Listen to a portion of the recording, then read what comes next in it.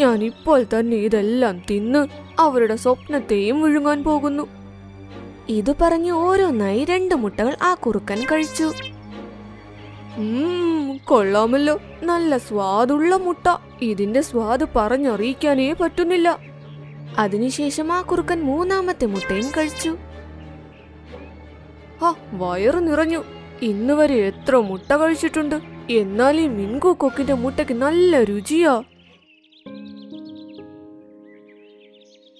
കുറച്ചു കഴിഞ്ഞ് മിൻകിക്കൊക്കും ടോണിക്കൊക്കും തിരിച്ചു വന്നപ്പോൾ കൂട് കാലിയായിരിക്കുന്നു. അയ്യോ, ഇതെന്താ? എന്റെ മുട്ട ആരാ എടുത്തത്? ഏതോ ദുഷ്ടമൃഗം നമ്മുടെ മുട്ട കൊണ്ടുപോയി. മിൻകുവിന് ഇത് കണ്ട് വിഷമമായി. ടോണിയും തല താഴ്ത്തി നിന്നു. എന്നാൽ ദൂരെ നിന്ന കുറുക്കൻ ഒരുപാട് സന്തോഷമായി കാണപ്പെട്ടു. ആ ദിവസം രാത്രി അവർ കുറുക്കമേ വന്നില്ല. അങ്ങനെ നേരവും വെളുത്തു. വാ മിങ്കി, ഭക്ഷണം എടുക്കാൻ വേണ്ടി പോകാം. അത് കഴിഞ്ഞ് നീ വീണ്ടും മുട്ടയിട്. എത്ര നേരം വിഷമിച്ചിരിക്കും? മുട്ടയിട്ട് കഴിഞ്ഞ് പിന്നെയും ആരെങ്കിലും അത് തിന്നാലോ? പിന്നെ നിങ്ങൾ എന്നെ എങ്ങനെ സമാധാനിപ്പിക്കും? ഇത് കേട്ട് ടോണി എന്തോ ചിന്തിച്ചു.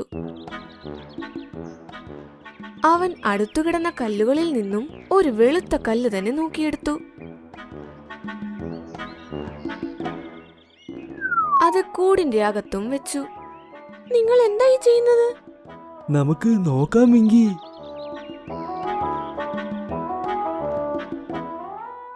അവൻ പിന്നെയും പോയി ഒരു വെളുത്ത കല്ലും കൂടി എടുത്തുകൊണ്ടുവന്നു. അതും ആ കൂടിന്റെ അകത്ത് വെച്ചു. ഈ 2 കല്ലും കാണാൻ മുട്ട പോലെ തന്നെയുണ്ട്.